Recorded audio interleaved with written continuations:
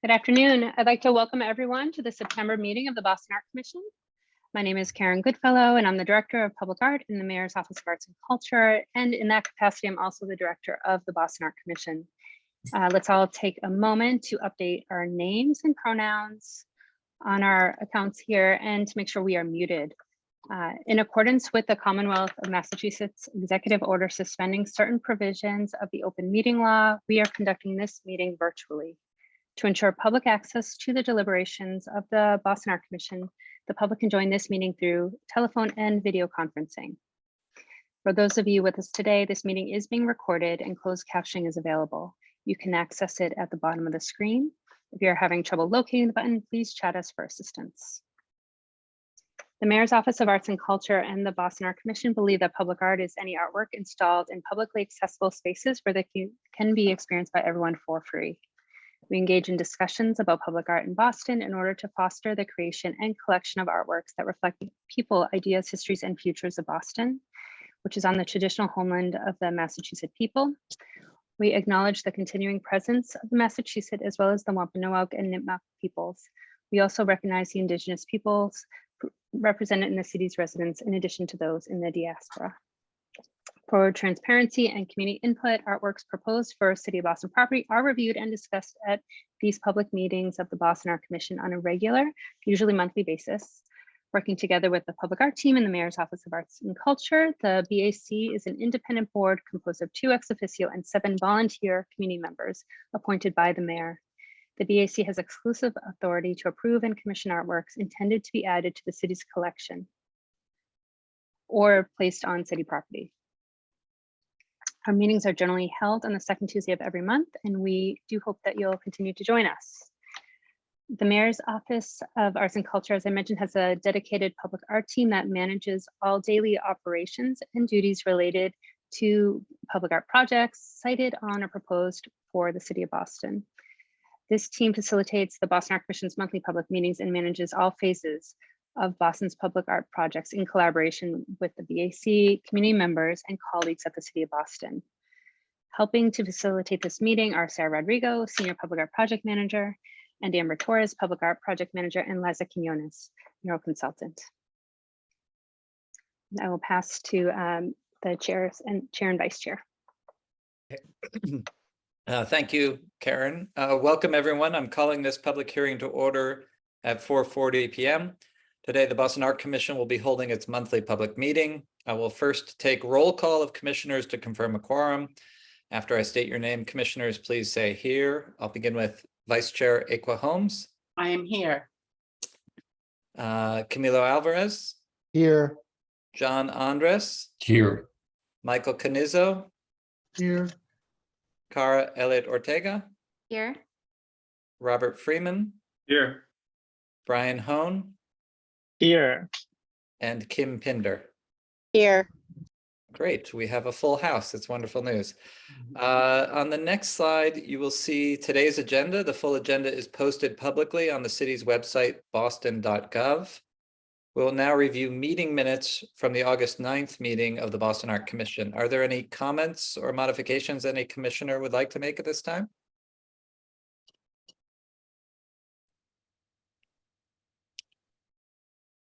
Hearing none, I wonder if I could have a motion to accept the minutes.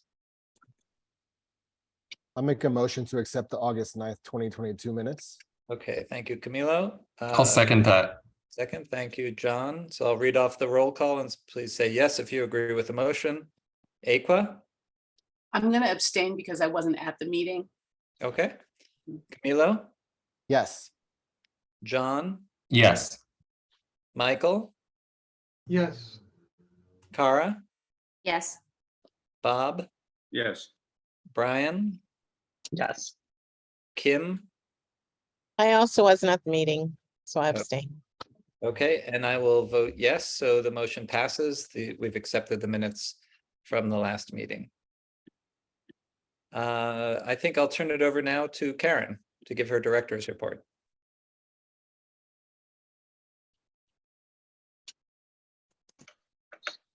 Sure. So today we have a number of presentations coming in, 5 in total. First, we have the final design of the Wilderness Project. It's a short-term installation by Crystal Bi and Dzidzor for Franklin Park in Roxbury. We also have the final design of Portraits of Pride, another short-term installation by photographer John Huet and Jean Dolan for Boston Common. We have the final design of the Hurley School mural by artist for Quiñonez, Jason Talbot for the Hurley School in the South End, proposed by the school. And we have some of the staff teachers from the school here today. And we have artist selection for the Juan Pablo Duarte Memorial for Mozart Park in Jamaica Plain, proposed by Funduarco. And we finally have final acceptance of Souledad, a mural by Victor, Market 27 Quiñonez for Washington Manor Apartments in the South End, proposed by the City of Boston.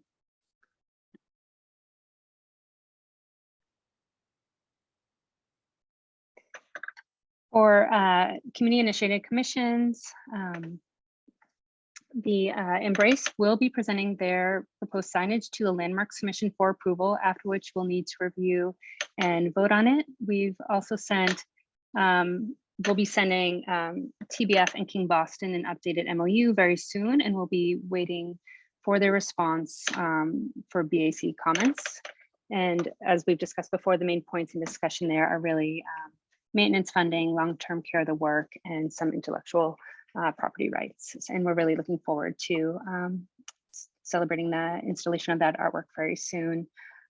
We are also looking forward to finalizing some grant agreement updates for both the Douglas and the Mattapan project bookmarked, which is very exciting. And you can see a couple of the images here of the Frederick Douglass Legacy project in process and fabrication. So really excited about some of the projects that we've been working on for many years that are moving into exciting spots. For long-term city-initiated public art projects, we want to invite the commission to join us on Saturday, October 1st from 12 to 2 p.m. at Washington Manor Apartments, which is the site for Souledad, the new mural by Market 27, which is part of our Transformative Public Art program. Souledad is one of several murals to be completed this summer in collaboration with the Boston Housing Authority, and you can see some of the other ones on the screen there. The final mural at a BHA site for this season round of funding is The Joy of Growing by Matea Fitz, which is scheduled for installation at PB Apartments after some delays in October. And we have a few updates for long-term city initiated projects. Last week, the Mayor's Office of Arts and Culture visited the newly renovated Boston Arts Academy to see and interact with the Memory Diffusion by Masari. And it's really incredible. I'm very excited. We should hopefully have some updates on when an event, dedication and a ribbon cutting for that will be happening, but we are figuring that out still with BPS. They have a lot going on with school starting. And later this week, Sarah Rodrigo and I will be making a midpoint of fabrication visit to see Sobek's Feast Turmoil at his studio. And if all goes well, that artwork will be installed in October. And later this month, New York-based artist Priscilla de Carvalho will begin working with librarians from the Adams Street Library branch to narrow down a site for her installation before she begins the preliminary design.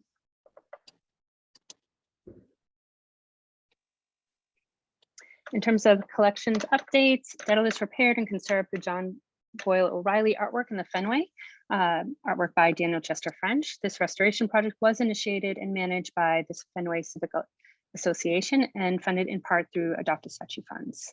Daedalus also repaired and restored the Roberto Clemente tablet in the Fens in advance of Roberto Clemente's Day this Thursday, September 15th. And I will pass it back to you, Mark. Okay, thank you, Karen. On the next slide, we'll move on to items for agenda for review, public testimony, and commission vote. Here's how you can participate in today's meeting. During the meeting, please keep yourself muted. If you have technical difficulties during the meeting, you can ask questions in the chat and a member of staff will help you. After presentations and commissioners clarifying questions, myself and Vice Chair Aqua Holmes may invite public testimony. If you would like to participate, you can press the raise your hand icon and staff will put you in a digital line for comment. You can also let staff know that you have a question in the chat. If you're calling in by phone, press *9 to raise your hand. Please remember to keep your comments on topic and brief. Next slide. Aqua, do you want to do this one? I'm sorry, I was on mute. I can chime in here.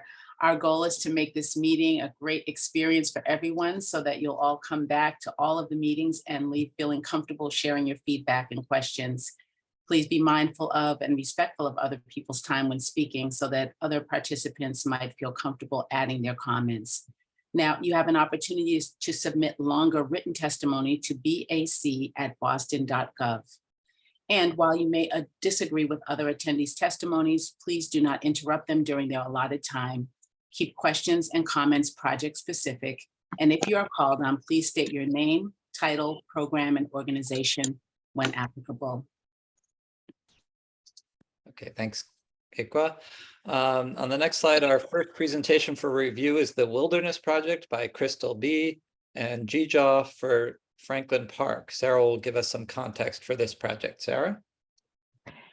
Thank you, Chair. This is a short-term project that came to us through the Public Art and Design application. The Parks Department has approved the site for the project, and I'm going to turn it over to Crystal and Dzidzor to present. I believe they are both here. Would you like to unmute?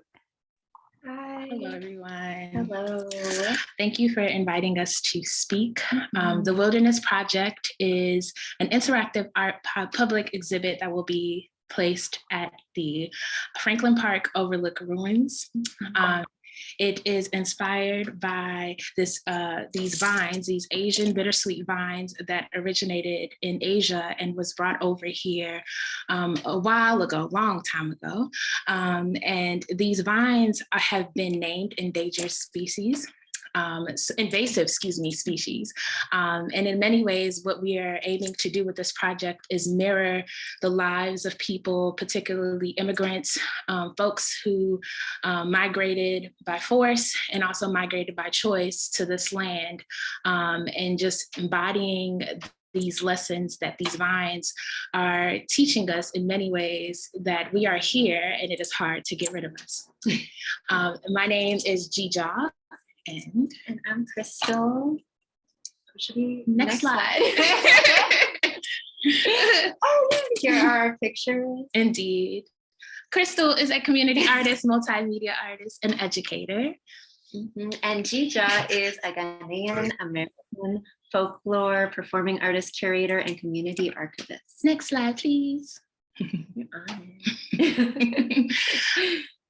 So this was an early phase of some of the structures. So you can see the bittersweet vines. It is interactive. This is at Franklin Park at the Playstead. So folks can write prayers, poems, proverbs, stories, recipes, anything that they want to preserve and to live on. It is a form of archiving. So they can write those on ribbons and then tie it to the structures, and they look really beautiful as the structures fill up with these stories. It's a participatory art project. So it really takes the whole community to make it possible. Next slide, please.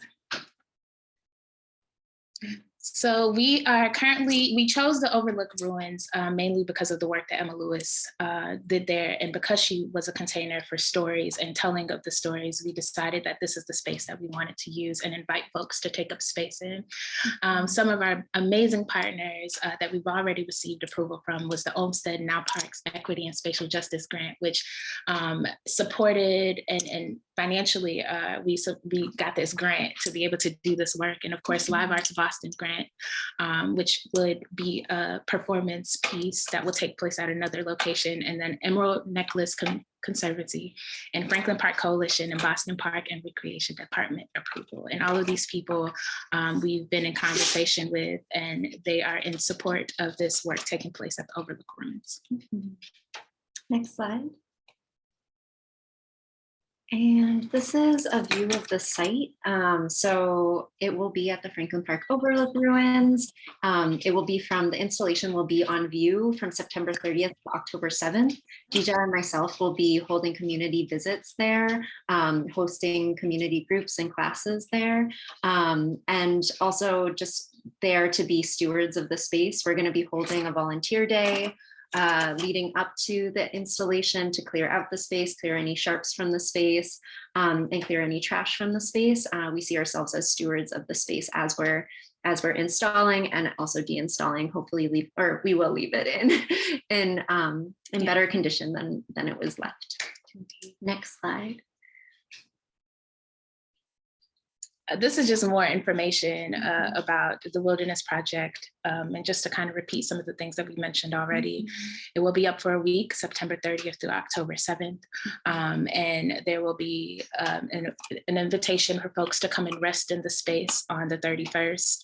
And then the following day, we are having Black Cotton Club, a jam session, inviting folks to come speak into the space with their stories and poems and songs with a live band. And then our closing on October 6th. And then, of course, the last day would be on October 7th. And next slide. Oh. And then, so this is just a little bit more of the timeline, installation day, volunteer days, and just really quickly to go over how we'll be stewarding and caring for the space, as well as going during the installation to make sure that the installation is looking okay, everything's good. We'll be enhancing natural pathways, which will be cleared to be made more visible. Signage will be put out to notify visitors of any poison ivy, and there's also stinging nettle in the space. Ooh. We're gonna wrap up quickly. So yeah, cleaning out of trash, and the installation will be 10 to 12 structures. The materials are bittersweet vines, PVC pipe, PEX pipe, and they'll be staked down to the ground, so they'll be very sturdy. They're very sturdy and lightweight, and all entrances and exits will be clear. We will be sharing the space with a cross-country team who comes and uses the space, so they'll still be able to move through the space. Yeah, is that the last slide? Is there one more slide? Yes. Okay. Good job. Okay, well, thank you both. I really am enjoying your energy of your vision as you rapport with each other. Looks like you guys have a lot of fun as collaborators. So let's open it up to questions or comments, or unless Sarah, is there any community partners that are present or no? No, I don't believe so. Okay. Oh, I So- believe that Jen Mergel's here. Oh, Yeah. sorry, I missed her. Yeah. Yep. And Richard from Franklin Park. do community partners want to say something? Can you hear me? Yes. Wonderful. First of all, thank you everybody for giving such great support within the city departments to Crystal and Dzidzor. We at the Emerald Necklace Conservancy, and myself as a longtime resident of Boston and somebody who's loved seeing programs in Franklin Park, are so excited for this project, and especially in the way that it embodies the values of the park's equity and spatial justice granting process that the Committee of Neighborhoods decided. It's beautiful, it's inclusive, it's respectful of the land and site. I really also appreciate the energy of Crystal and Dzidzor as colleagues in the city, and it's so exciting to for them to have this platform to share that energy with others. So just wanted to say we've submitted also a letter of support with the materials that they have for the project, but are very, very excited to be partners and allies as they need. Great, thank you. Okay, I'll open it up then to comments from or questions from commissioners. Well, I have a question. First of all, as a fellow Cancerian, I can understand the joy and the energy that Crystal and Dzidzor are expressing. I wanted to ask about capturing the stories, quotations. What will you be doing with that? I'm assuming that you would capture those things, and what might you be doing with that? And the second part of the question is, what will the ribbons be made out of? Will they also be some kind of natural fiber that, you know, if it flies off in the wind, it might, you know, disintegrate back into nature? Thank you so much for that question, Aqua. Thank you so much for deepening our practice. One thing, we do have muslin or cotton. So we bought a lot of that cotton fiber, and we're going to be indigo dyeing that cotton fiber. Nice. All of those are natural materials. For the prototype, we did use like synthetic fabrics, unfortunately, but we're hoping to make a change and also give a personal touch. Indigo dyeing is a tradition in Asia and Africa and many parts of the world. So also honoring, again, like, what are we preserving? What are we bringing into the future? What are we teaching others? And then, First question. Yeah, The first question. And what are we going to do with the ribbons? I think we're hoping to invite community to also let us know that. I think this is a huge preservation. I think is such a community-led practice that we don't always have the answers of how to preserve something. So we're hoping that this is also an invitation for community to kind of talk about ways that these could be preserved beyond just these ribbons, whether it's a video or whether it's written and framed somewhere. I think we're hoping that we could invite a larger conversation on preservation and archiving through other ways and other forms of art. Yeah, we did set aside a small or a portion of the budget to create a printed media, like a way of documentation through printed media. So that is something that we're setting aside, and we're hoping that it can live digitally online as well, and shared, as well as something that people can take. And one other thing that we were thinking is, as people are leaving stories, just also being sensitive to giving stories is a gift, and we want to give gifts to other folks. So we're also going to be giving dream pillows. We're making dream pillows in collaboration with Letta Neely, with plants that have been harvested from the site. So mugwort and knotweed. Actually, we're going to be using the knotweed as well, the Japanese knotweed. So also thinking about, like, it wasn't really asked, but also just thinking about that exchange, wanting to be have it be reciprocal. That's good. I'm sorry, I put myself on mute, but the way the structures are made, is it possible to move them indoors for the winter time? Because they could stand up anywhere. Yeah. So just a thought there to keep it going in an interior space. Yes, Aqua, Thank you. Thinking about the next phase of the project. Indeed. I love that. Thank you. Okay, other questions from commissioners? I just had a comment and a question. The comment, of course, is that what an exciting project for a part of the station that doesn't get a lot of use. So thank you for doing that. The question I have is that how are you inviting the community into this? What are the avenues of that invitation? A lot of flyering. We're hoping that because it neighbors JP, Roxbury, and Dorchester, we're starting with those communities, and a lot of immigrants are in those communities. And so a lot of flyering, social media, and am I missing anything? We're also going to be doing community Workshops, days. yes. So we're partnering with Letta Neely. We've done a workshop where we were harvesting mugwort and doing cyanotype prints that were for the dream pillows. And that's going to be also present while we're going to be making the dream pillows with community at Design Studio for Social Interventions Design Gym opening, which is on September 29th. Yes. We've also been in conversation with the Burke. We're really, because it's close by, we're really hoping to invite high school students to be a part of the exhibit and do a workshop with them as well. So if there's any other ideas of folks that might want to be a part of the event, we would love to host a workshop, invite them to some of the workshops that we're already holding, and invite them to a community day while the installation is up. Yeah. Oh, and the community day, just to speak a bit more about that, is we're reaching out to organizations that are in these neighborhood communities and inviting them to have a day where they bring their own network of people and they interact with the artwork as well. Great, thank you very much. Thank you. Very exciting. Any other commissioner? Mark, I was going to ask, Go ahead. how are you going to arrange because you said there was 15 of these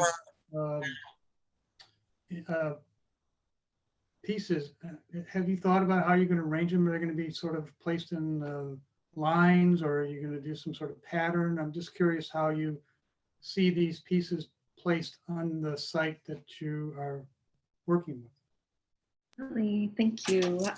We had a little sketch, but it didn't show the current like how we're going to be making the current structures. But there's two natural pathways. So there's the entrance through the tunnel, and then the other entrance that's directly on the other side, where there's kind of a ramp upwards. So we're going to be accentuating those two natural patterns through the overlook ruins. And the structures are going to be placed along those. So it's going to be fanning out from the tunnel, if y'all can picture it kind of fanning out in a V from the tunnel. And then where the stairs are, it would like lead you up to where those stairs are. Thank you. Yeah, so I don't know. You all can't see my cursor, of course. But yeah, you can kind of see the natural paths from the yeah, exactly. So along that way, kind of leading people to the tunnel and then back out. Yeah.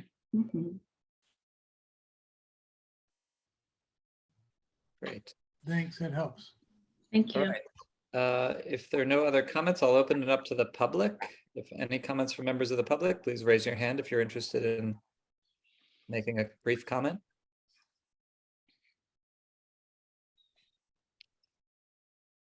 Seeing none, I wonder if commissioners can entertain a motion, if somebody might make a motion.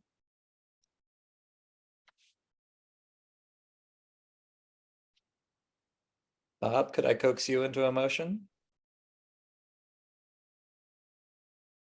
If this is a motion to approve, I certainly would like to say that we approve the project and wish it all the great success. Great, so moved. Do I have a second? I'll second. Kara, thank you for the second. I will read off the list. Please say yes if you agree with the motion. Aqua? Yes. Camilo? Yes. John? Yes. Michael? Yes. Kara? Yes. Bob? Yes. Brian? Yes. Kim? Yes. And I am a yes as well. So the motion passes unanimously. Congratulations. We look forward to seeing Thank this. you. Thank you all so much. We're excited. Great. And I hope you keep this collaboration going. It's infectious in enthusiasm. So thank you for all your work. Absolutely. Aqua, do you Okay. the Yeah, this next presentation is for review, and it's for Portraits of Pride, an installation by John Huet and Jean Dolan for Boston Common. Sarah will give us some context for this project. Thank you, Vice Chair. This project is very similar to other prior short-term installations, like Unbound, that this commission reviewed in previous years, for those of you who may remember, those large-scale photo projects. And actually the same photographer on that one, I believe, as well. The Parks Department has worked with the proponent on the site and has given their approval for this exhibit to be mounted in the Common.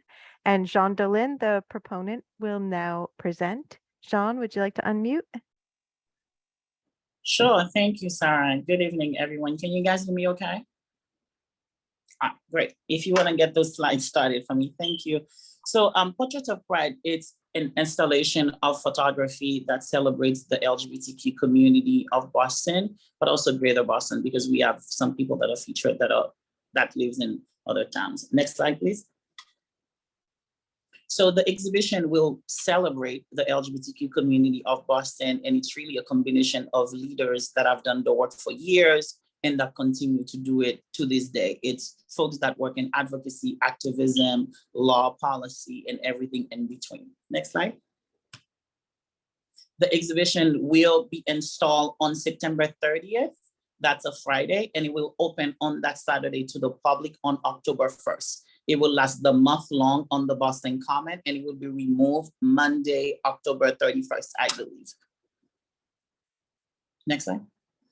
The team, it's a small, mighty team. It's just me and then my partner in this work, John Huet, who is a world-renowned photographer. I call him the magician. John has been awarded many awards, but among them, the Lucy Foundation for International Photographer of the Year recently. But even prior to last year, he's been receiving a lot of awards internationally. His work focused mainly in sports and portraits. So I'm very glad that I have John doing this work with me. And he's actually here, John, if you want to say a few words. I have to unmute, sorry. My first comment is you think that as a photographer, I would have a better picture of myself, but I don't. This is the other project that you had mentioned. I worked on the Uncornered project. That was sort of a whole different sort of feeling to that project, because that was to make sure that everybody seemed the same across the board.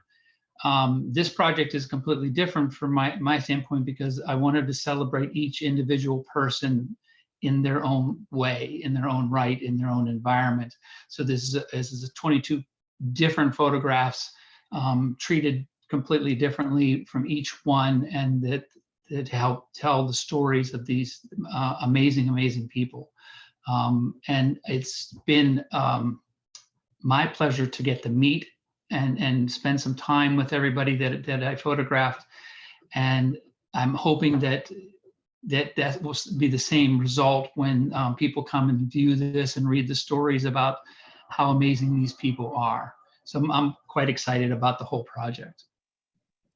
Thank you, John. Thank you. Next slide.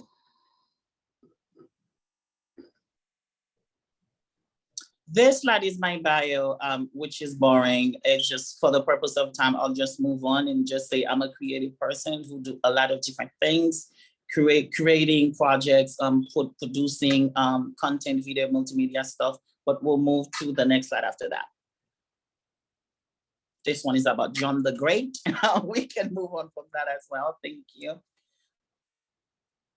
This pictures on the right side from your screen is the previous installation that Sarah and John just talked about. This was the Boston Uncornered that featured leaders of color from the city of Boston. So it is the same concept, 8 feet tall, attached to a wooden panel that will be held by sandbags on the ground. Except ours, there are many more colorful pictures in addition to black and white. And then they were not shot in studio, so it's different location, different imagery. Each one of them tell a different story. Next slide, please.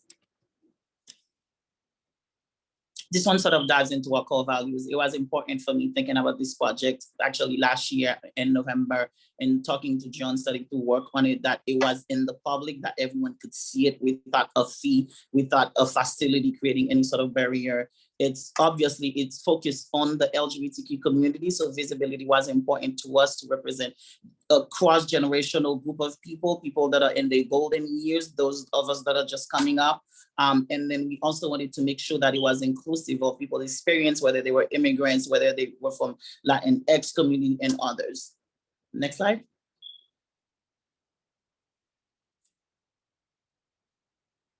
This one, the picture on the left looks at the park side on the Boston Common where we would be. And then the one on the right is just an aerial view of the park where we would be installing it. So where you see that Boston souvenir stand, where the D land, the letter D, that's the side where we're going to exhibit the portrait. So right by the entrance of the Boston Common, coming from the public garden.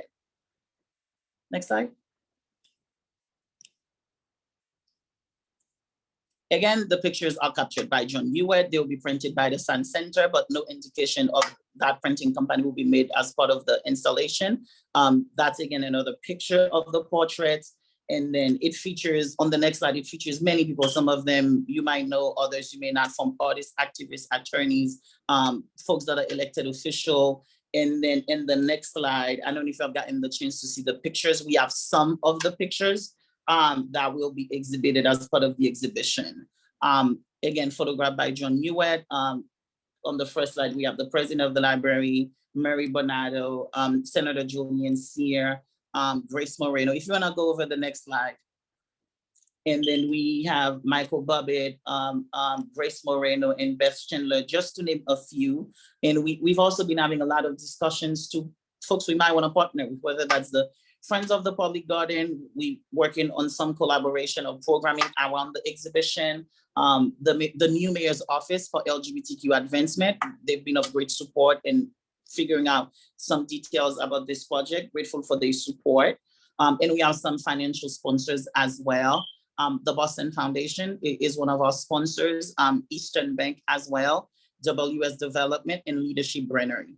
Over the next couple of days, I think there might be two or one that might come through that are not listed here, but it's possible in the final version of this, you might see additional sponsors. And with that, I will wrap it up to see if any of you guys have any questions for me or John, which we'll be happy to answer.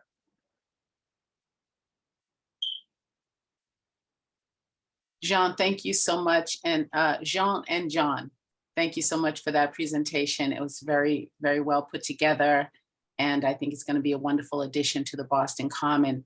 I'd like to open it up to any commissioners who might have questions for you or comments or suggestions to share.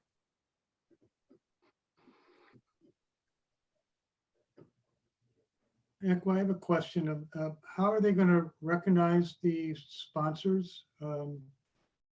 Because in the past, we've had concerns about any kind of advertisement. So I'm just curious how they are planning to acknowledge their sponsors.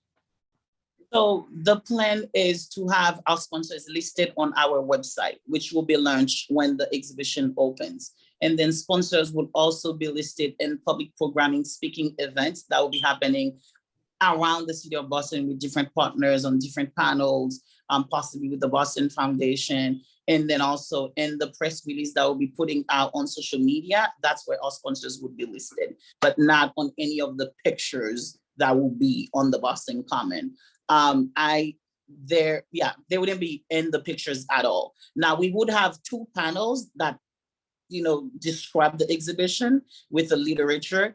Right under there, we might name a sponsor. I still haven't come to a final conclusion about that because of that same concern. I wasn't sure whether that would be allowed, at least on the description, but they would be acknowledged on our website, on our press, social media, and all of that stuff. Thank you. A question from me. Will there be a description of each of the people that are portrayed? Is there a panel that has a short bio on each person? Or is that also something that people would have to access online?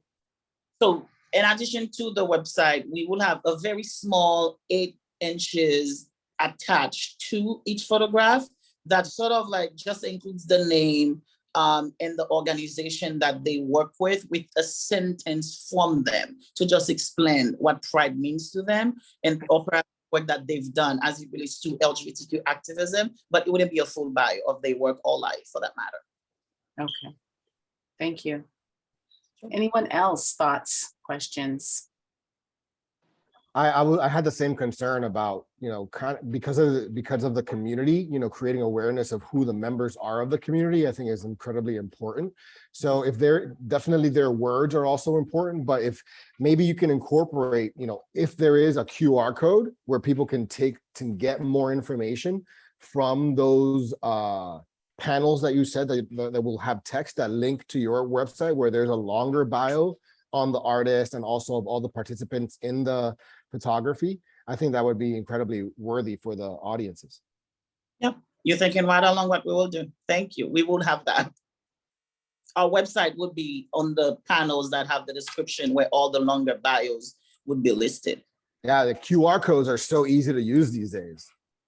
True, they're the best. Can tell how many times I'm parking or at by a red light, just QR code and get all the information that I need. Thank you for that. We will have that. Thank you.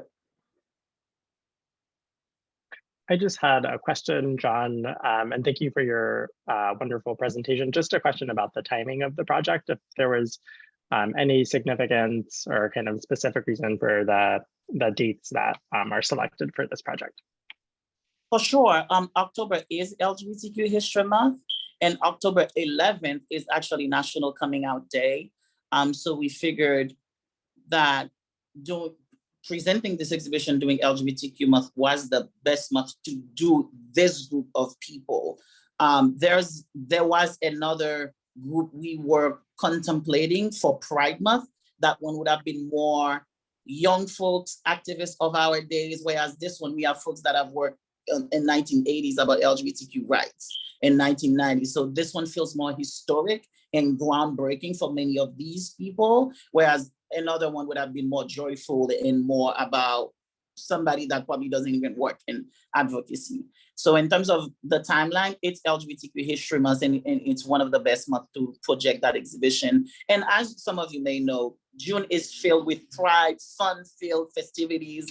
October tends to be neglected, both when it comes to art, public spaces, or people being out, because it tends to be a little bit cold, and not a lot of people are aware that October is LGBTQ History Month. So our hope is to both bring awareness about that month, but also bring more traffic to the park with this exhibition. We have multi-purpose here in choosing that time frame. Cool, thank you. Sure. I'm sorry, was someone getting ready to make a comment? I was just going to say that I think that that's such an important distinction that you talked about just now about these leaders in the LGBTQ community sort of representing the historical foundation of activism. And I wonder, I'm sure that will be in your text somewhere, but I think that's kind of a really important point about this collection. So I don't know if you might want to bring it out a little bit more. Something to think about. Talk about the history that exists within this group. Mm-hmm. Yes, indeed. Yes, that will be part of our exhibition. And it's sort of, the theme is all throughout. I mean, I could just tell you Mary Bernardo, who argued same-sex marriage in front of the state Supreme Court. That was groundbreaking, and we won that case. And also many of these people that are first in their roles. I can think of Quincy Roberts, who is the new first ever LGBTQ executive director at the city level with an actual department. We didn't have that before, so that's historic in its nature. But also having LGBTQ representation on Beacon Hill with Julian Sear, that is also historic in its nature. So that will be mentioned, not just through our description, different essays, interviews, events that we're gonna have, but also in the bios of these folks. Mm-hmm. Thank you, Sean. Sure, pleasure. Okay. You know, thank me, I'm sorry, go ahead, say that again. I'm such a fan of your work. You don't have to thank me for anything. It's a pleasure. We are mutual fans. Absolutely. Anyone else care to comment or suggest? And if not, I'm going to open up to the public. All right, so why don't we just open up to the public if there's anyone in the audience today that would like to ask a question or make a comment or suggestion to John and Jean. Are there any hands raised, Sarah? I'm not seeing any hands raised or any comments in the chat. Okay. Well, then I think seeing none, we could entertain a motion for this project. I'd be happy to make a motion to accept Portraits of Pride as a proposal for this October. I second. Awesome. Okay, then I'm going to ask each commissioner to please indicate your vote when I call your name. Mark Pasnick. Yes. Camilo Alvarez. Yes. John Andres. Yes. Michael Canizo. Yes. Cara Elliott Ortega. Yes. Bob Freeman. Yes. Brian Hone. Yes. And Kimberly Pinder. Yes. And I'm a yes also, so that's a unanimous support for Portraits of Pride. And congratulations. We look forward to seeing this on the Boston Common in October. I'm very excited. Thank you. Thank you so much. I really hope you all get it. Thank you. Yes, thank you very much. Awesome. Thank you, Equa, John, and John. The next presentation for review is a mural proposed by the Hurley School. Sarah will give us some context for the project. Thank you, Chair. This project is proposed by the Hurley School. The artist is Jason Talbot with Artists for Humanity. The Hurley is a K through 8 school in the South End. You may remember this school also proposed a mural back in June that this commission reviewed and approved. Francis Blair, I'm so sorry. Francis Blair from the Hurley School and the lead artist, Jason Talbot, who works with Artists for Humanity, are going to be presenting tonight. They will also be joined by Karen Gonzalez, the Director of School Culture and Climate, and she's been in touch with the families of the children portrayed in the mural. Francis, Jason, and Karen, welcome. If you'd like to unmute. Hi, everyone. My name is Frances Blair, and I'm a Hurley School parent and a neighbor of the school. On behalf of the Hurley, I'm proposing a mural on the side of the school building. This project is, you can go to the next slide. This project is a dedication to the Hurley School community and its commitment to dual language education. It includes the acronym DOMINA for our core values, with the idea that being bilingual is a superpower. The superheroes depicted in the mural and who represent our student body are inspired by two former Hurley students who were important members of our community and both passed away from cancer in the last few years. Next slide, please. We have chosen to collaborate with Artists for Humanity. We had our school's annual fundraiser at their Epicenter event space in May, and it was a huge success, and it started a great relationship with the organization. We love their mission of providing creative opportunities for under-resourced younger people throughout the city. And the lead artist for this project is Jason Talbot, who's also the co-founder of Artists for Humanity. And then the next two slides are some examples of past projects that Artists for Humanity has done throughout Boston. You'll see there's one at Google in Cambridge and the Sportsman's Tennis in Dorchester. And then the next slide has a couple more.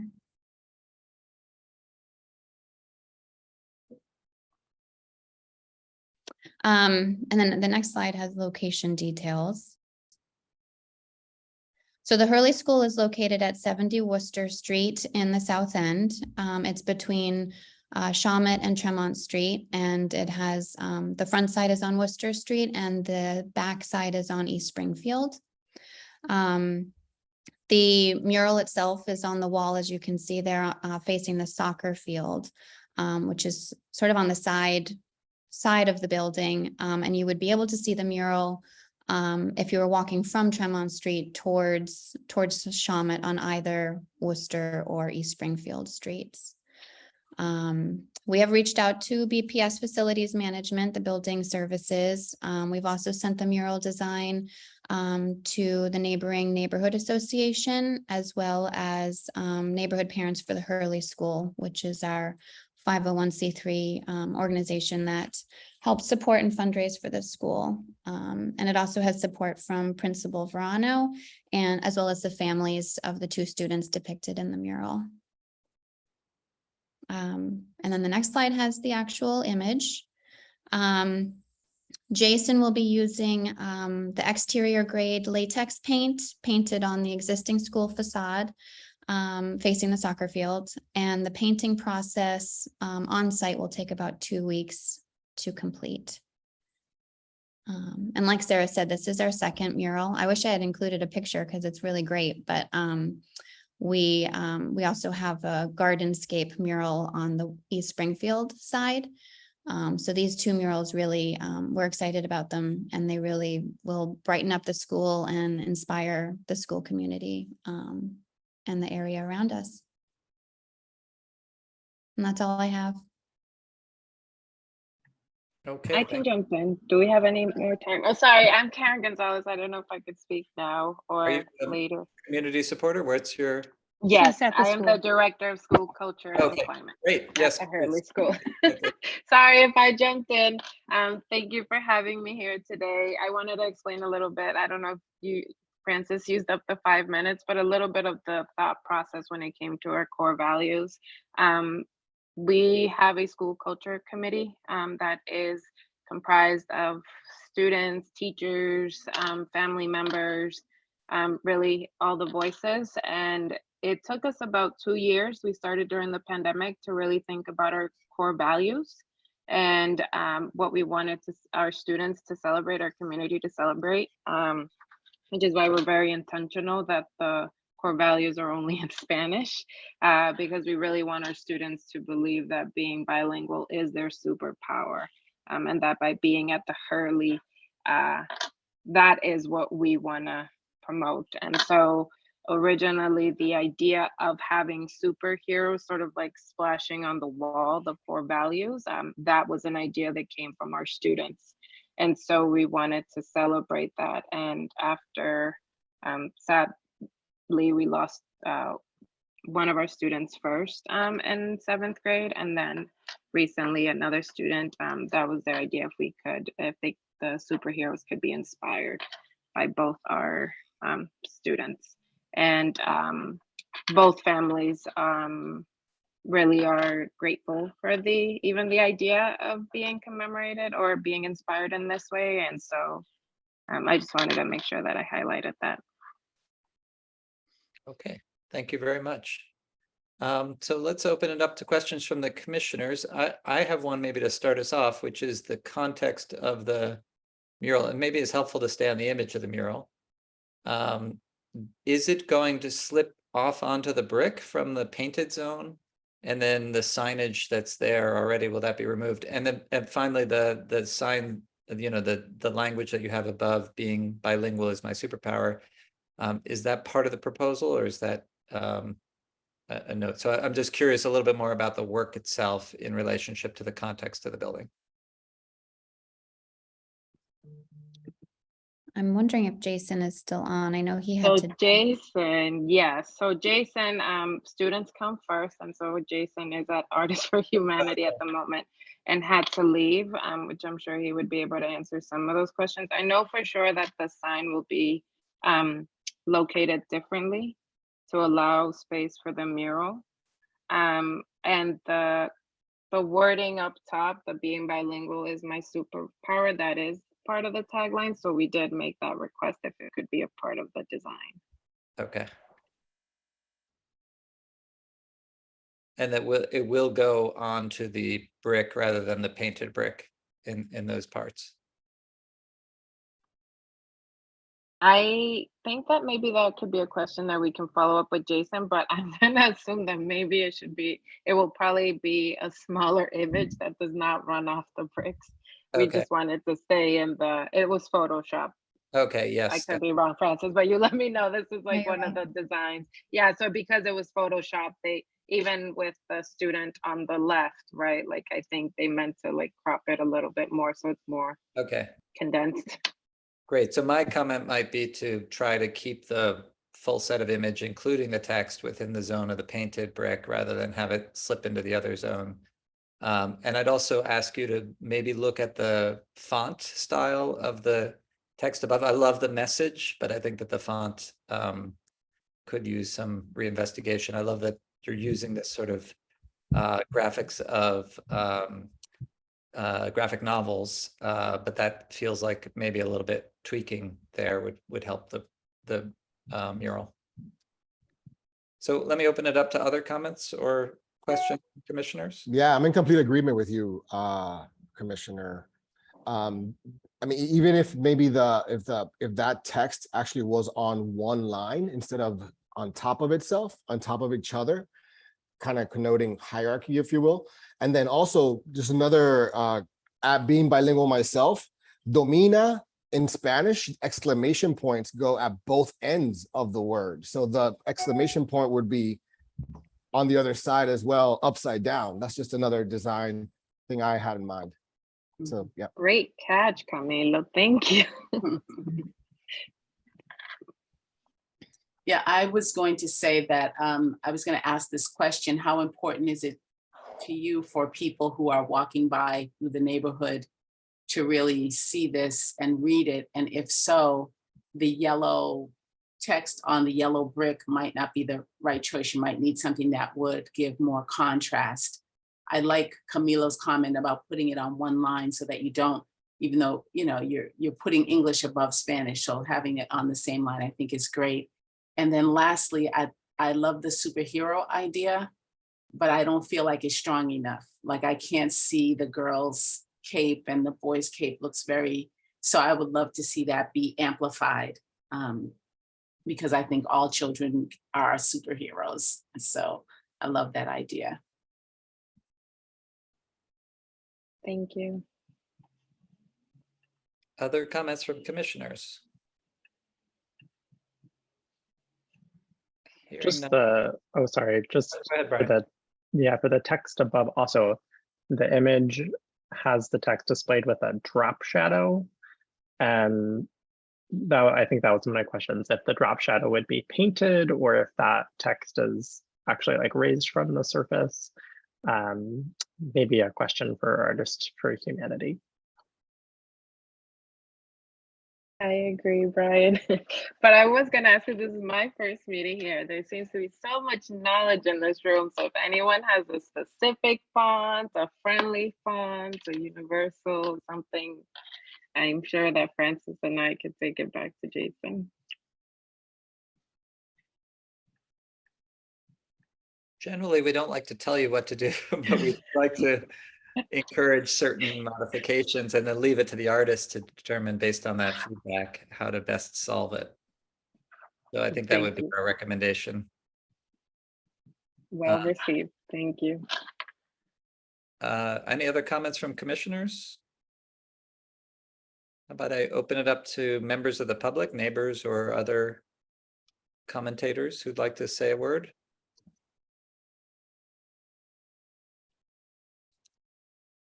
Can you tell us again what the words mean inside of the letters? I know some of them. Yes, this will be a pop quiz for me. We say this every morning. So declara, and Francis, please chime in as a parent. You can always back me up. So declara, we have a whole pledge too. So declara tus opiniones. It's really voicing your opinions. Observa. It's really about checking in your emotions, your situations. Modela is to model, so modeling respect. Inspira is inspiring those around you, your community. Navega is navigate, and so challenges, situations, whatever it may be. And then ama really ties into loving the fact that you're bilingual, but also loving your neighbor and loving who you are. So that's each and every one of those words. Okay, hearing no comments from, or I'm not seeing any hands raised, so I wonder if we want to move on to a motion. And it seems to me like this motion might involve some amount of recommendations that, or at least referencing the points that we've made about the text and image location, amplifying the superhero, question of the inverted exclamation point, and the location, and the maybe trying to break the hierarchy of one text over another and where it goes on the wall. So we could make a more generalized comment that, motion that we accept this with the artist responding to the series of comments that have been made by commissioners today, something along those lines. So would anybody like to make a motion? I can make a motion that we accept this design with the additional commentary from the commissioners to be reviewed with the artist and the Boston Art Commission staff. Great. Okay, so we have a motion. Do I hear a second? I second that. Okay, Camilo. Bob, you were a little slow. Camilo, get here. And then I'll read off the list of commissioners and please say yes if you agree with the motion. So Aqua? Yes. Camilo? Yes. John? Yes. Michael, Yes. Tara, Yes. Bob, Yes. Brian, Yes.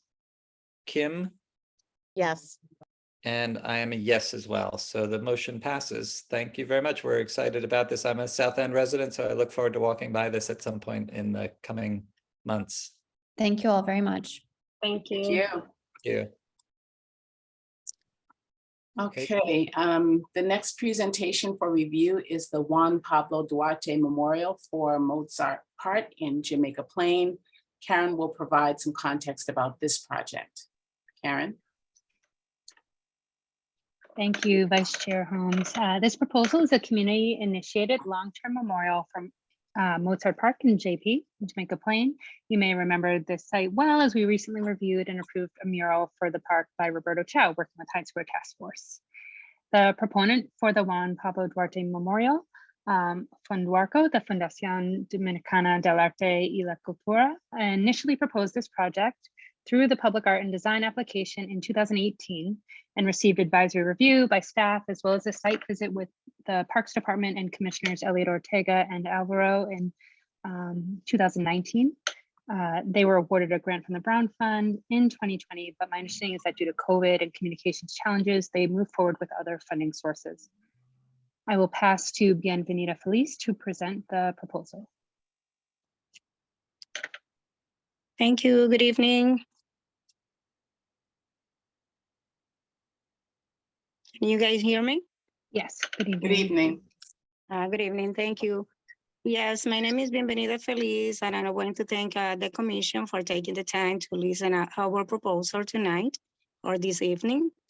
I'm representing the Dominican Foundation of the Art and Culture, aka as Funduarco, which is a nonprofit institution protected by Chapter 501c3. Funduarco was founded on October 25th of 2003 in the city of Boston, whose main objective is to emphasize the values of the cultural inheritance of the Dominican residing in Boston, in the Boston communities.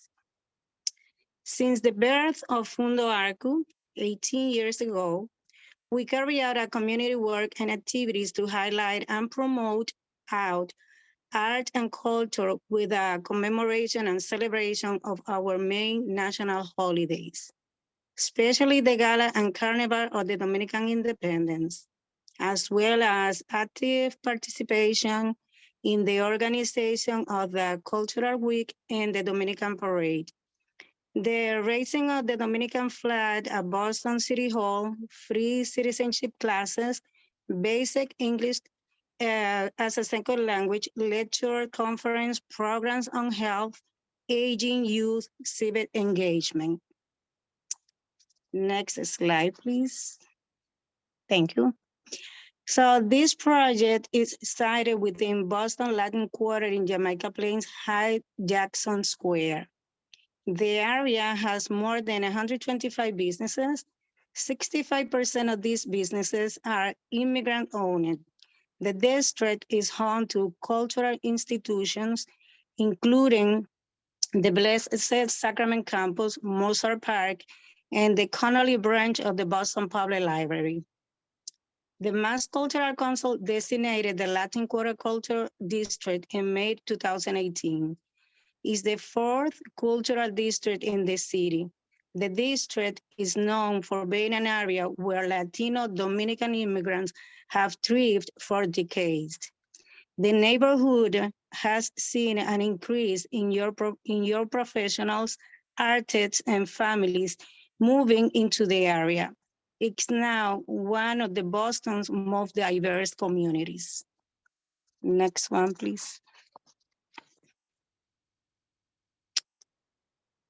Juan Pablo Duarte, 1813-1876, founder of the Dominican nationality, was born in Santo Domingo, Dominican Republic, and studied in Europe from 1828 to 1833, where he embraced the liberal and popular socialist ideas there at that time. These would later inspire him his call to fight for the independence of the Dominican Republic that Haiti had ruled since 1822.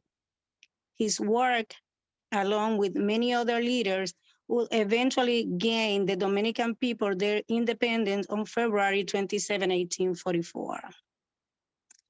As one of the most celebrated figures in the Dominican history, Duarte is considered a hero and a revolutionary visionary for Dominicans around the world, including the Dominican community right here in Boston. Dominican communities around the world commemorate his birth on January 26. Next slide, please. An art installation that honors the many contributions and cultural inheritance of the Dominican community in Jamaica Plain, Boston, and the memory of Juan Pablo Duarte in Mozart Park in Jamaica Plain will be an emblematic place for the Dominican community in the city of Boston that makes up to 6% of the population of Boston. Dominicans represent the largest immigrant population in the city of Boston. The Mozart Park in Jamaica Plain in particular has served as the home for Dominican in Boston to convene. Fundo Arcu has hosted festivals, parade, health fair, and other programs in Mozart Park for the Dominican and Latino community that live in Jamaica Plain and the surrounding neighborhoods. Mozart Park in Jamaica Plain is the ideal place for this art installation. It will allow Dominicans to have a historical space where they can pay respect and homage to the creator of our nationality, and will allow us to show our generations about patriotism, identity, definition of where we come from, who we are, and where we are going. Through this project, we wish to share our collective narratives such as family, cultural, and national histories by telling the story of Jamaica Plains Dominican community. Next one, please. Over here, what you can see is an image of the park, Mozart Park, and the specific area where we want to be the booths to be installed in case we get the permission to do it. On the next slide, this is a little bit about the architects that built the booth, which is Robert Short, which is the president of the Skylight Studios. And Robert has accumulated over 40 years of hands-on experience working in the field of sculpture. His expertise ranges from the design and creation of monumental sculptures in bronze and granite to the conservation and restoration of the historical sculpture and architectural ornaments. Some Boston design he had done is the Puerto Rican Veteran Memorial, the tribute to the Boston police officer, Roberto Clemente Buste, and Boston Irish Famine Memorial. Can you please go to the next slide? Those are some of the pictures of the artwork and books that Robert Short has created. And the next slide, talk about a community engagement. Fundo Arcu has received letters of support from Mayor Michelle Wood, from the Commissioner of Parks and Recreation, Ryan Woods, and over 300 signatures from the community members, letter of support from other Dominican organizations such as Semana Cultural and Festival Dominicano, as well as Vanilejos Unidos en el Exterior. Thank you.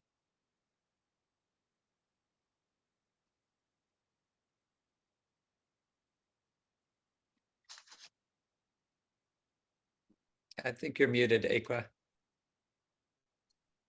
Trying to be respectful with the muting.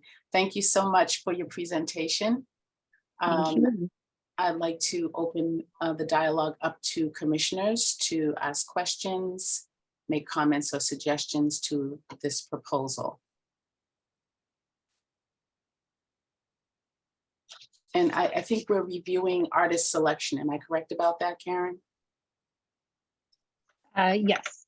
Okay. So I guess okay, go ahead, Mark. Go ahead. I think we're going to ask the same question. Probably.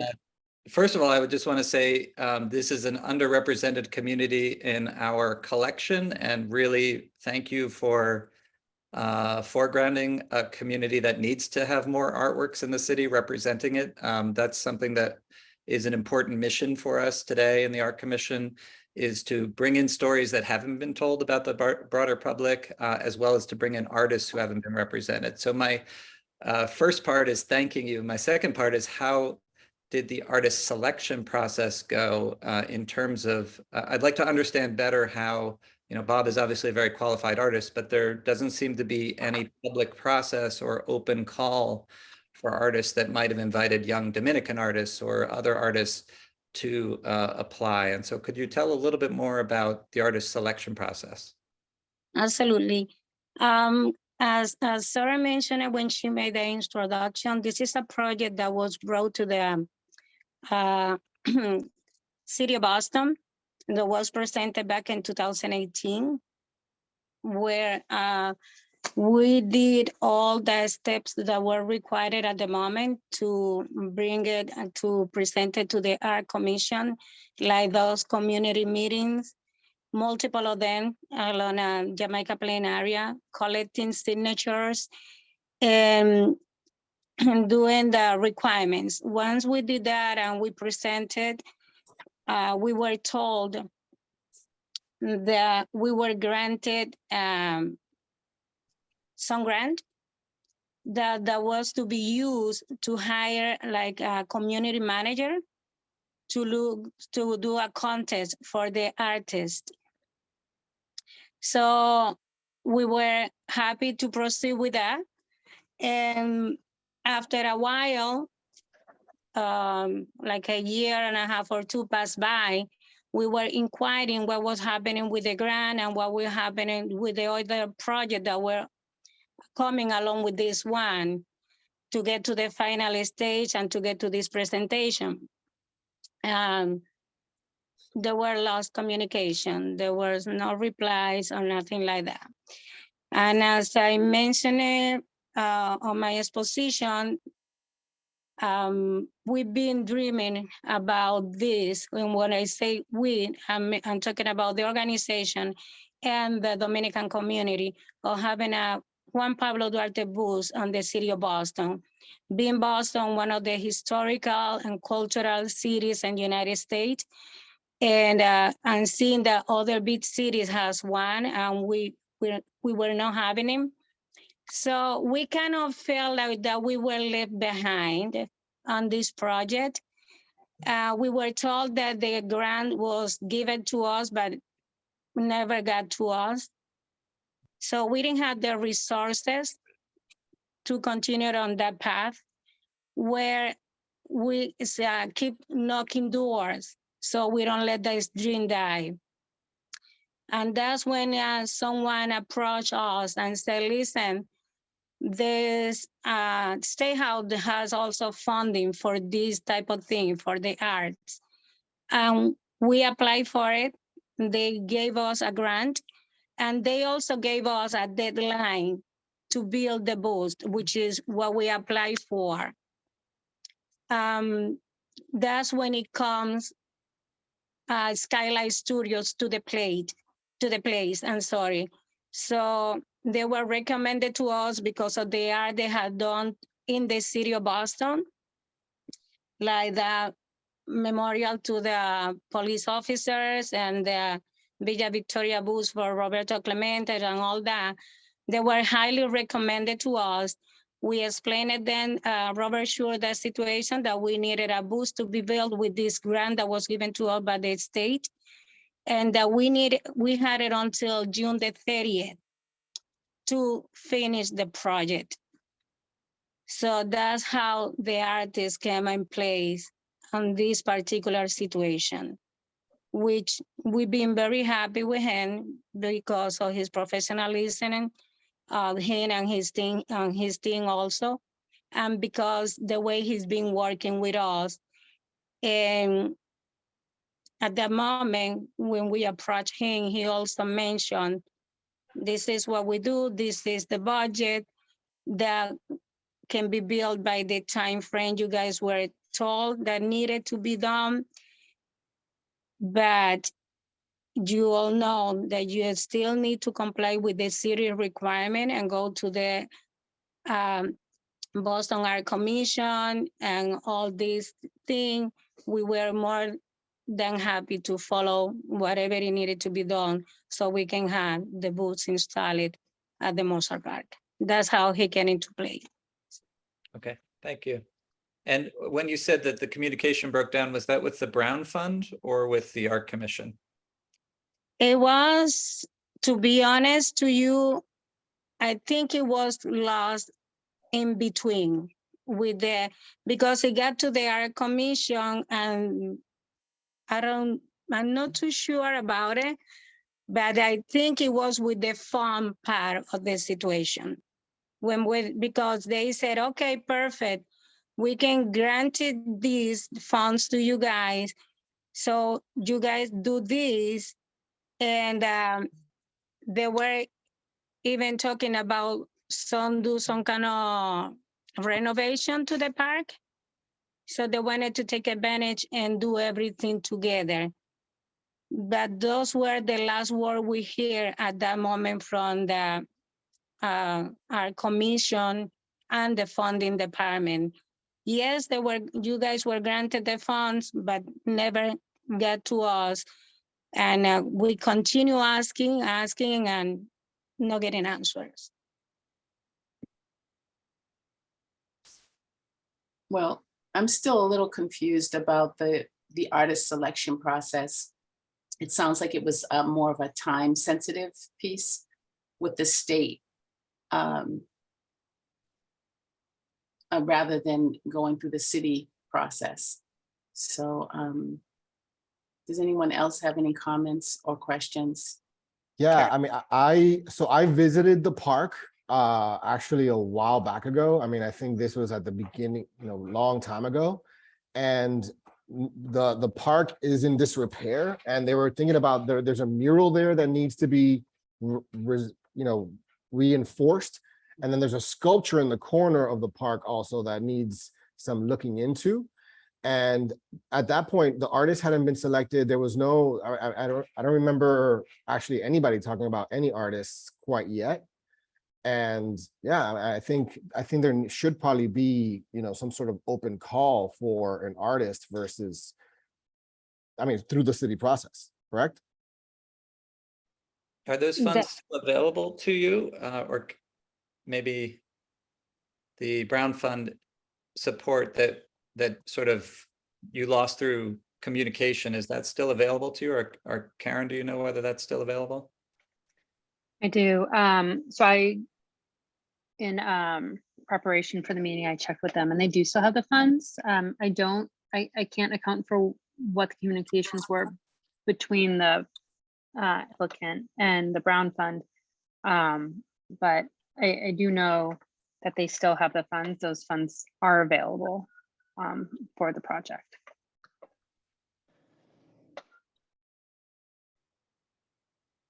I see a hand up there.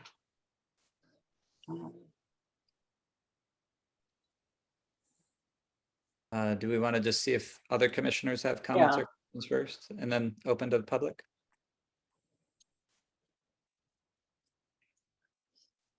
Any other commissioners have questions or comments?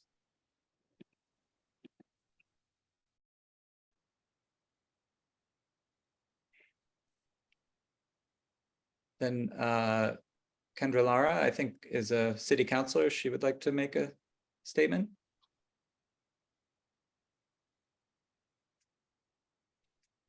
Kendra, can you unmute yourself and make your comments? Yes.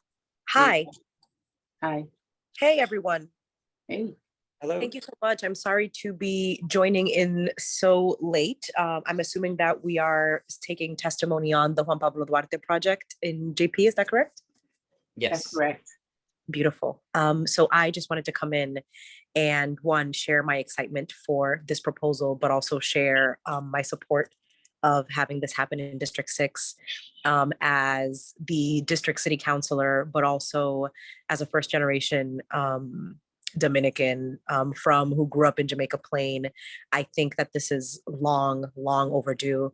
I think that the contributions of the Dominican community to the city of Boston, culturally and politically and economically, deserve to be celebrated, and that our neighborhood Jamaica Plain has changed obviously in the last 10 years an incredible amount, but we have been able to not only on Center Street with the Avenida de las Americas, but also in Eggleston Square and in the main streets, through a lot of work from the Latinx community, been able to maintain a cultural presence in the neighborhood throughout, displacement and the gentrification of the neighborhood.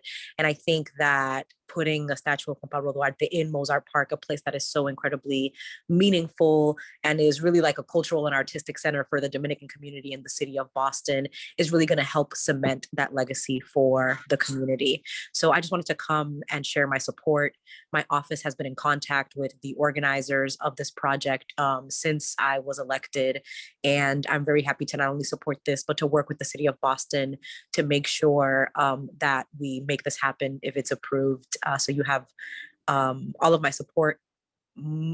Just want to increasingly press that this is incredibly necessary to really cement the impact of the Dominican community in Jamaica Plain. And as the city councilor, I want to publicly share my support for the project. Thank you, Kendra.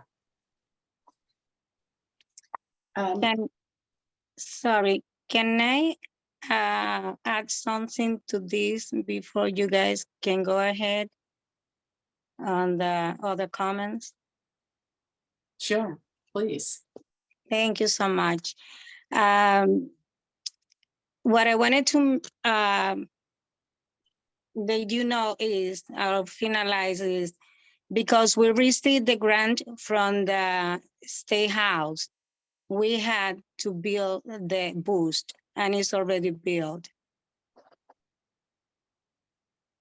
by the artist that which is Robert and Skylight Studios.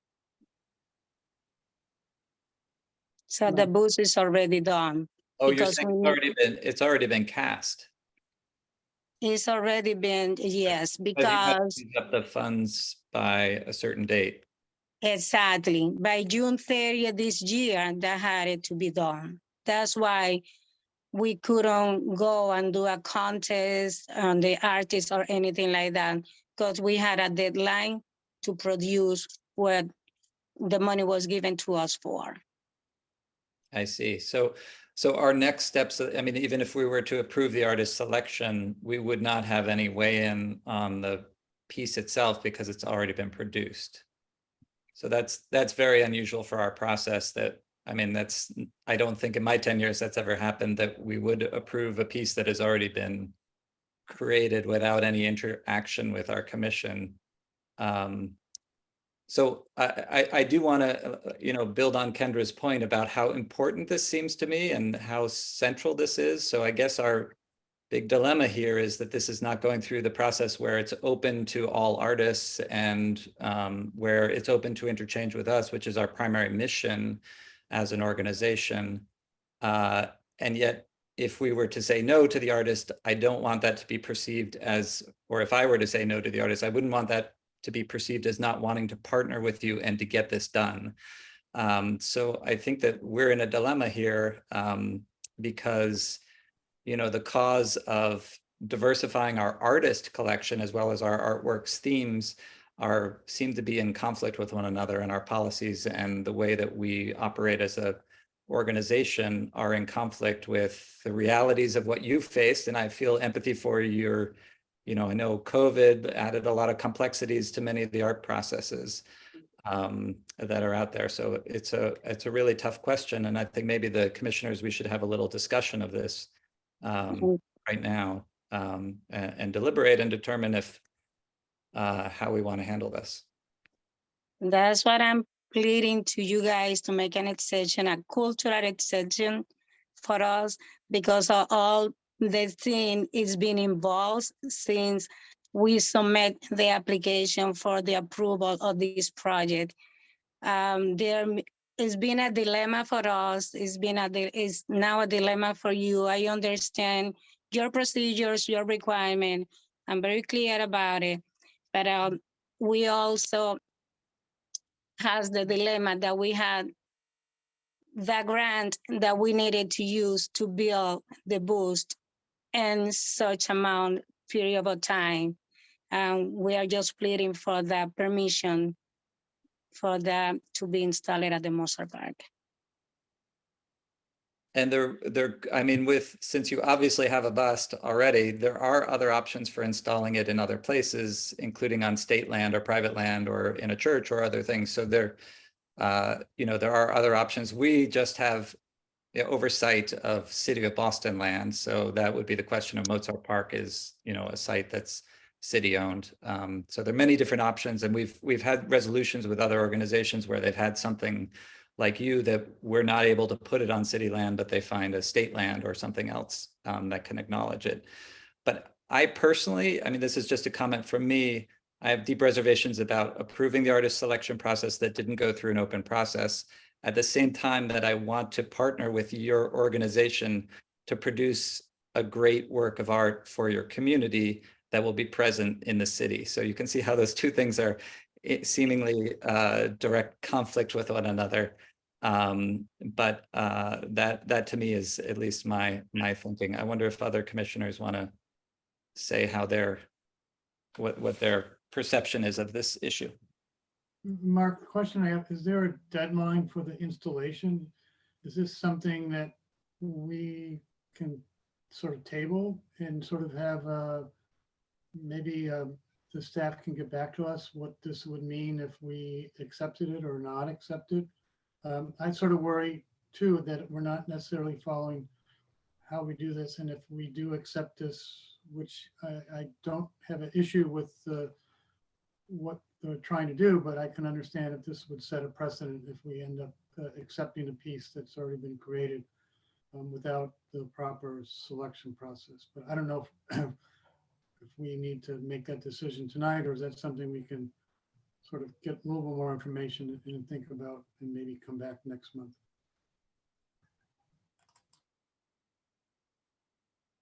Is there a deadline that someone can speak to for this project?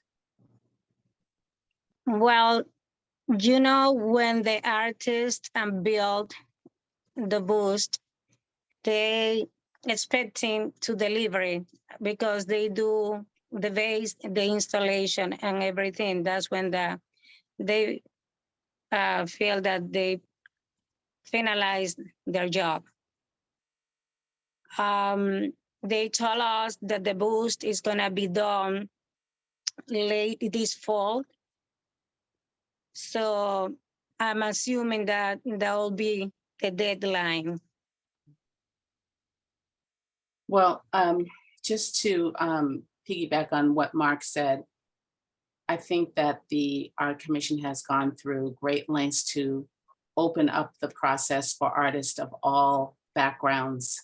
And I feel like if we make an exception, then we are setting a precedent, really. I think it's really important that we follow the processes that are very public on our website, at these meetings. I think the information is out there, and I'm not sure what went wrong with this particular process, but it would be difficult to vote on something that has not gone through the artist selection process. This is how newer artists, younger artists get opportunities to show their work and to represent the communities that they're a part of. And you probably think that that's really important as well. So that's kind of where the direction of my thinking right now, and wondering, as Michael said, what are the deadlines and could we possibly have more conversation about this and see what other possibilities might exist? For example, you've got, we have the bust, we understand that, but could the pedestal or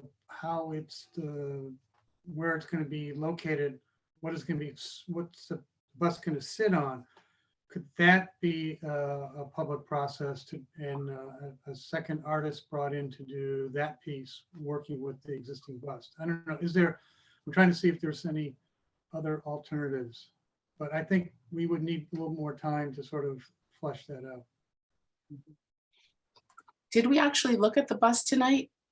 No, I don't remember No. that slide coming up. because this is just artist selection, so we're not We're reviewing not the showing that. any Okay, work stuff.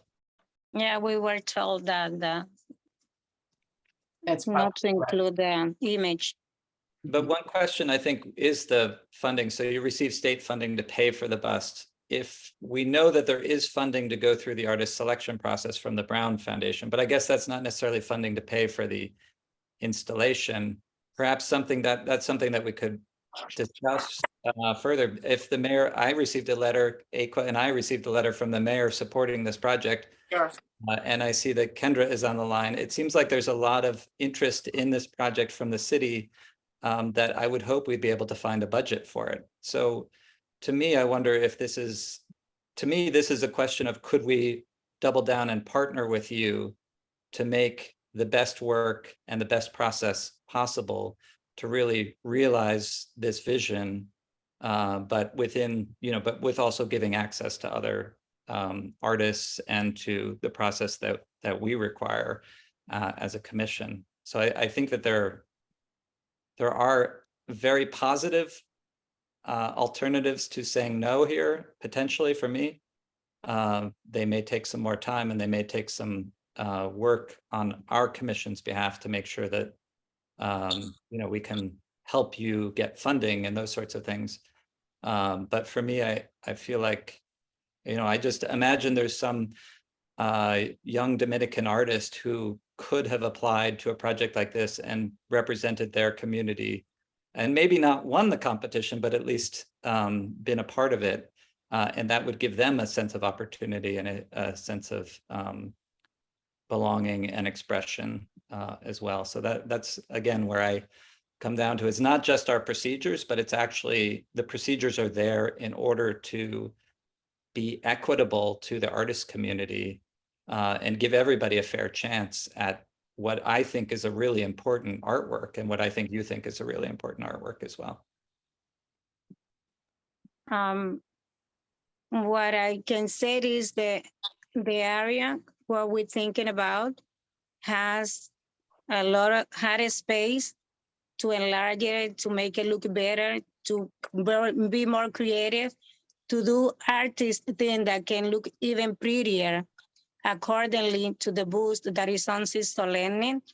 And if they are funding for that, and the city, the art committee want to join us and help us to make this dream even better, obviously we are open to all of that. I think just seconding Michael's comments, I see the counselor has her hand raised again, so I'll just be quick. I wonder if there's a way to use the Brown Fund funding that's available to add a new element, and maybe that's including the work that's already been done, but something where we can work together on reaching local artists, reaching Dominican artists, and seeing if there's a way to bring in that element into the project. I do appreciate everything that you're saying about, having secured funding and then having a deadline. And so I feel like, if there's a way for us to work with what's already been done, that would be, I think, a great way to move forward. But that would, I think, require us working together with you and also making sure that we clarify the funding that's available as a next step. Thank you, Cara. Kendra.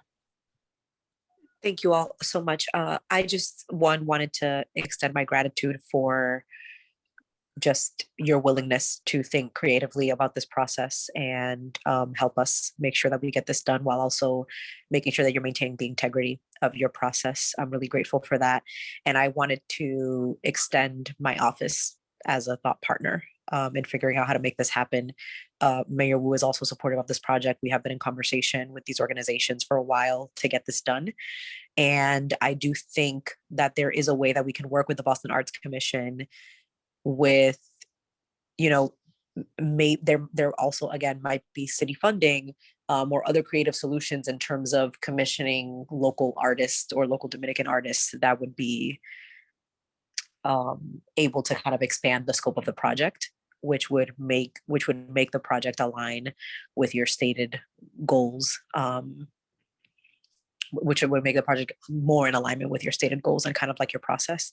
And I think that we can do that without setting a precedent that would put, set the Boston Arts Commission in the wrong direction. So I think that there's a lot of possibility here. I, again, want to offer my office as a thought partner. I think that in terms of next steps, I can commit to following up with the mayor and have a conversation around what this process could probably look like. And then somebody at the Boston Arts Commission, maybe set up a meeting so that we can talk, if this is going to be tabled until the next meeting, just committing to having some combination of all of us talking about what this could possibly look like between now and then, if that feels good for folks. Gracias, Kendra. This is Camilo. As a first-generation Dominican, I agree with the importance of a presence of the Dominican American community in JP, in Boston in general. And to make an exception would deny the inclusion of all communities to collaborate together within said neighborhood and city. Along those lines, I offer myself to come and speak to the community and kind of update everybody on the state of monuments around the country so as to find a proper solution to this dilemma we all share, thankfully. And then on the side note, there any other projects, of course, as a commissioner, I would love to be able to support and speak to the community and any wording that needs to happen for said open calls, etc. I'm completely available. Thank you so much. I would love to. I'll have somebody from my office contact. I think we should work on this together. I think that we can make it happen. And I think that we can do it in a way that works for everybody. Maintaining the integrity of your process. I know that the policies and the practices are set in place in order to ensure equity in this process. And so we definitely don't want to do anything that would water that down. And you've heard from the community members who've been working on this project, that if there are other people who want to collaborate with the city to kind of make this even better and make it be in alignment with the process, that they're open to that too. So I think we're in a good place right now where we're all on the same page. Thank you so much for all of you that are hoping to move forward with the conversation about how to make this project follow the outlines of the commission and yet embrace the need for a monument or a work of art that celebrates the Dominican culture. So I think what we're saying is we're going to table a vote for right now. And there's going to be some conversations, and then at the next month's meeting, we will readdress this. Does that sound right? Ekwa, I was thinking that maybe we could at least do a symbolic motion that we, as a commission, wish to partner with City Councilor Lara and the community organizations and the Brown Fund in order to find a solution. I sort of feel like we should come out of this with something positive and forward-looking as a motion, even if we're not accepting the artist at this point. But I just think as a kind of directive to our own staff to work with these groups, and that Camilla will be a part of this, or is at least volunteering. So I guess I don't know if it has to be a very specific motion, but I'm wondering, and and that sort of tables it for a month, but it does say that we want to be active partners in this process and to develop a process that follows what we need out of this and what the city expects out of it, and also that gets us to a representation and artwork that really represents this community that's underrepresented in our city right now. So Mark, do you want to take a stab at that? Since yeah, I know. You just said it. Now say it so that we can have a formal motion. The Art Commission reaffirms its partnership with Fondo Arco and City Councilor Kendra Lara to set a process that leads to meaningful and much needed artwork to represent the Dominican community. I second that. Okay. The Mozart Park. All right. Yes, let's add it. Okay, we'll add at Mozart Park. Yes, please. Okay. Happy to add that too. Of course. Yeah. Awesome. Okay, so we're going to take our vote now. Mark, obviously. I will be a yes. I will be a yes. Camilo, Yes. John, Yes. Michael, Yes. Cara, Yes. Bob, Yes, nice solution. Brian Hone, Yes. and Kimberly. Kim? She may have had to step away. I am also a yes, so this motion passes that we will go forward as a collaborative effort to make something happen in Mozart Park that we are all proud of. Thank you so much. Thank you. Thank Viv. you. Thank you so much for all your work on this, and we look forward to partnering with you. Thank you so much. Thank you all so much. Looking forward to it. Nice to meet you, Kendra. A pleasure. All Okay. right. Our final presentation tonight is the final acceptance of Soledad by Victor Market 27, Quiñonez in the South End. Karen will present the project. Hi, everybody. Thank you. Victor, sorry about that extra correction of Quiñonez there. We got a little carried away. Thank you, everyone. We're excited to put forward the completed mural Soledad by Marca 27, who is with us tonight for acceptance into the City of Boston's art collection.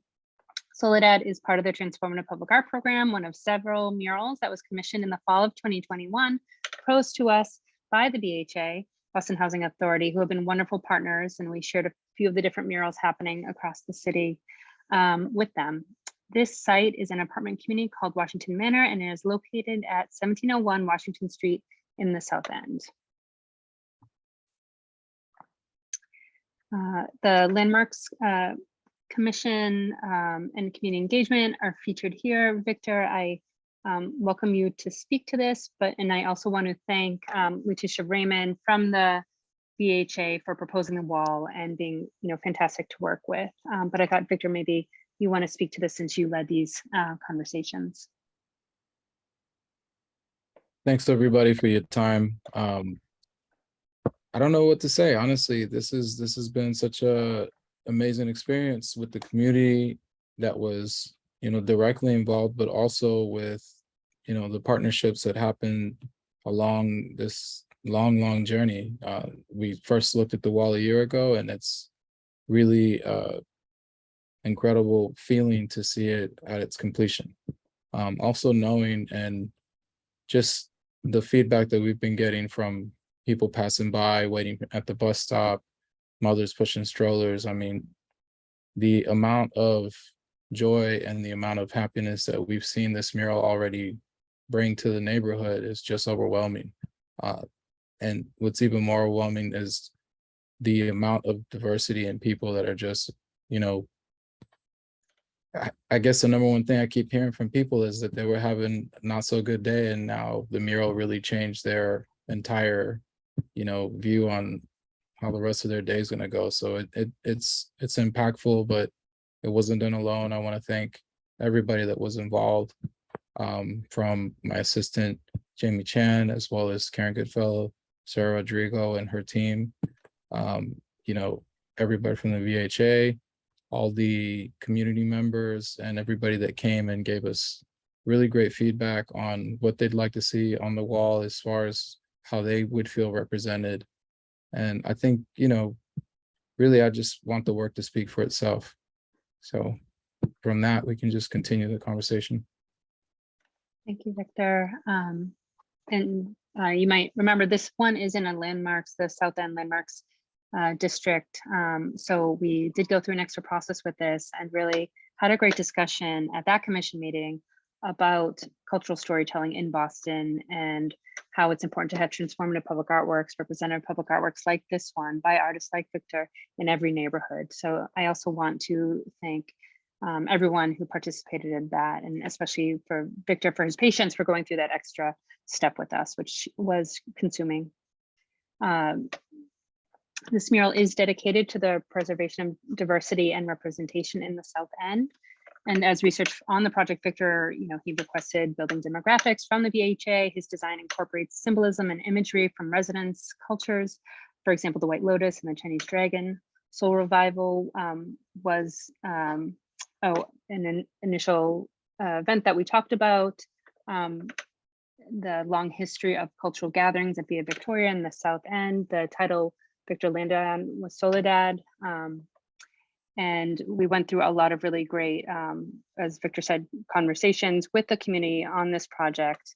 And ultimately the painting, which the base is using several coats of an exterior acrylic paint, primer, concrete, masonry primer. And it took just 3 weeks, I think, 16 days or so, using 2 additional coats of masonry primer, an additional coat of latex, and a combination of exterior acrylic and spray paint on a brick wall for the making. And I know we've had some really good conversations about what does it mean to be painting on brick, and again, appreciate the work that everybody's put into really thinking about the longevity of these murals and murals as long-term installations in Boston.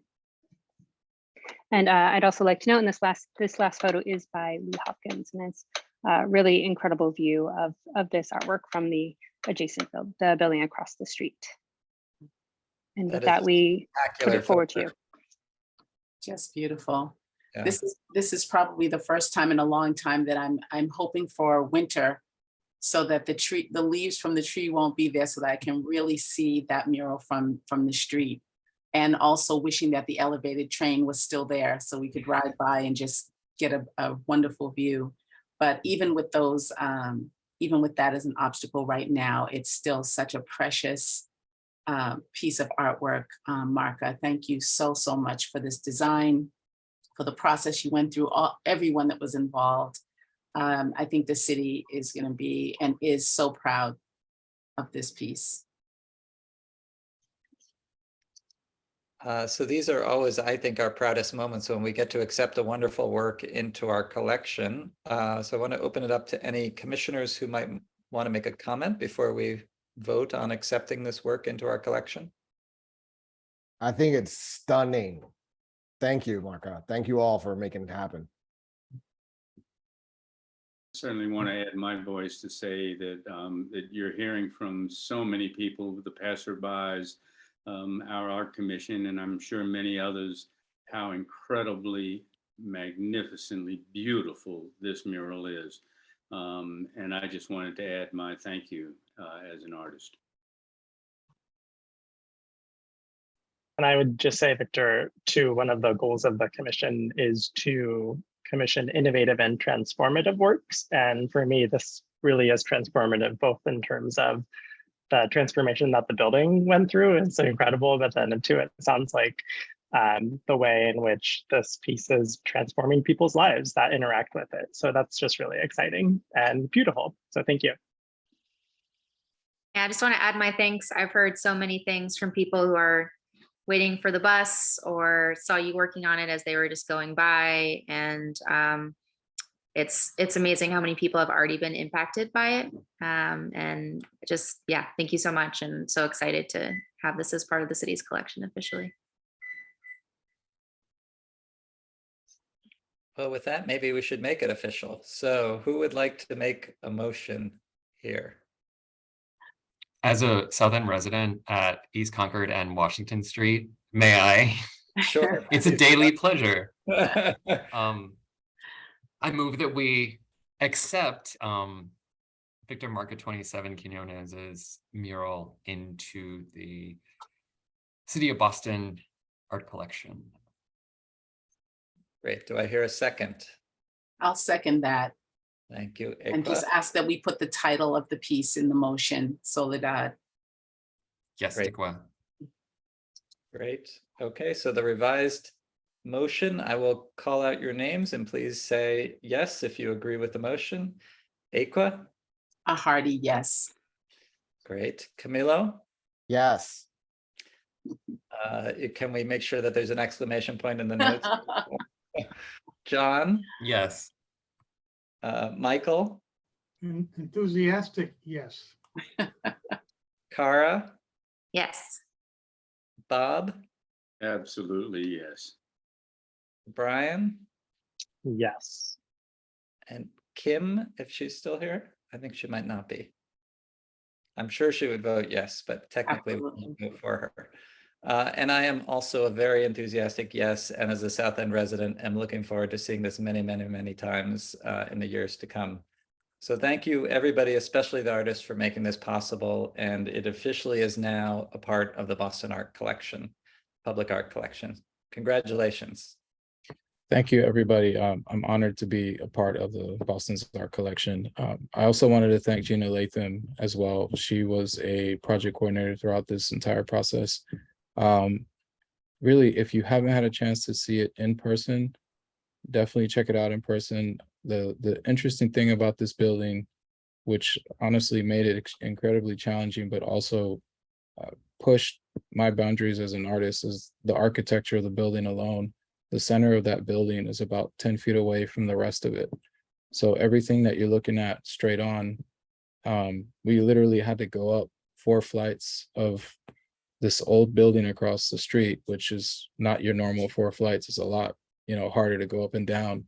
We must have done it 100 times because we had to keep looking across the street on the rooftop to make sure that, the dragon's horns aligned, the baby's foot aligned, the mother's shoulder aligned, because all those things are so far away from each other when you're looking at it from another angle.